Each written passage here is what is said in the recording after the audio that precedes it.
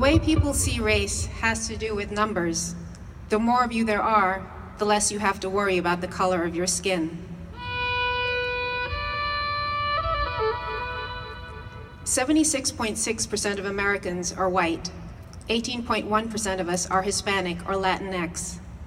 13.4% of Americans are black. Just 1.3% of us are Native American. But that is just a box and doesn't really tell the true story of who they are. There is one place where the power structure that exists in most parts of the United States is flipped on its head: prison. Here, blacks and Latinx make up more of the population than they do in the free world, and the rules are different.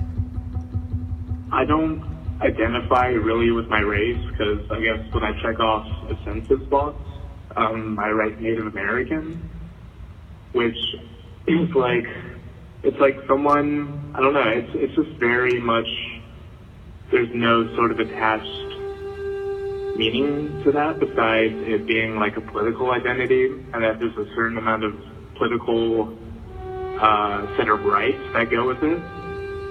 But I more identify with my tribe, which are Diné, which is Navajo, Mandan, Hidatsa, and Tsimshian. And so I don't think you're really going to meet like a Native person who knows their tribes and then them being like, yeah, I identify like as Native American, just because that doesn't mean that that's like a blank slate. It doesn't come with like any sort of cultural identity or language or history or culture or land base to it. And so in that sense, race doesn't mean as much as like my tribal identity. Like, does your race matter? Like, do people talk about race and how does it matter? And talk about how? Listen, man, a white guy put his hand on a black guy right now, man, they finna fuck every white boy up on the yard. So a race do matter because they be feeling like white boys shouldn't do shit in this bitch. You know? So they dog them out. Unless you one of them guys that's like, you know, part of a group or something like that, or, you know, even then they get dogged out, you know, because you got like some Aryan nations and shit like that. But that ain't, I mean, like, shit, prison populated with blacks, Latinos, and Mexicans. That ain't really like, you know, so religion groups and gangbangers, man, they're really like, them the guys that really like, people be like trying to stay away from. Like black people, Latinos, like, do they have more power in prison? I mean, yeah, I mean, like, they the ones that's like everywhere, so it ain't like you can like do some bullshit at this facility right out to the next facility and think your name ain't gonna come up. So you're gonna have to answer to it. It's like whoever got the more numbers. The people that got the most numbers, man, is the people that got the power. It's hard to be hopeful in a time where every single day brings new distressing news about the state of our disunion. But as Cornel West wrote 25 years ago, in these downbeat times, we need as much hope and courage as we do vision and analysis. We must accent the best of each other, even as we point out the vicious effects of our racial divide.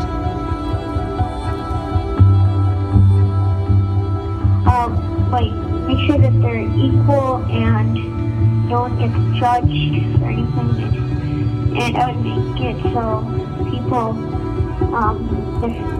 and children and their families wouldn't get separated. And I would just try to make the world a better place.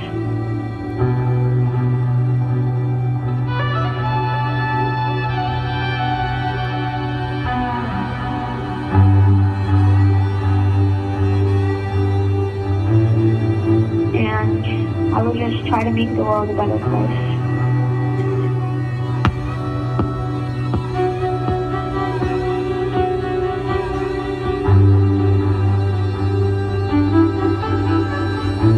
And I would just try to make the world a better place.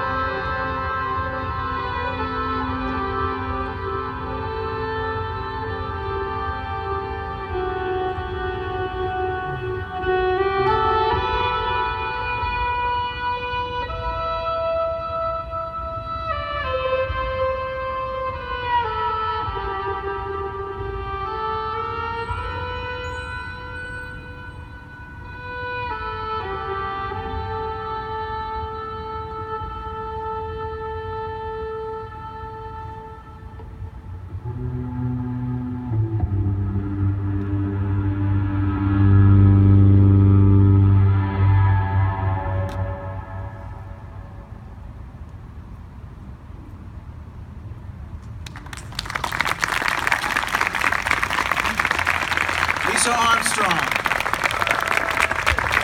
Cornell West. No, we need to hear you talking. Lisa Armstrong. Saturday night. It's Friday night. Cornell West. And I'm Daniel Bernard.